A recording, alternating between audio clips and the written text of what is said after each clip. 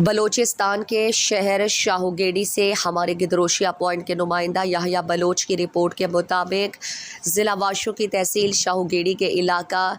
کلی سرڈیلی دہانی میں دہانی قبائل کے محمد صدیق دہانی اور عبدالمجید دہانی کے درمیان چند ماہ قبل پیدا ہونے والے ناخوشگوار واقعے کے باعث پیدا ہونے والے آپس کی رنجش کا تصفیہ ہو گیا اور قبائلی رہنما حاجی محمد ابراہیم دہانی کی زیر قیادت بلوچی میڑ کی صورت میں ایک دوسرے کے گھر گئے۔ دونوں گروہ ایک دوسرے سے بغل گیر ہو کر آپس میں شر و شکر ہو گئے۔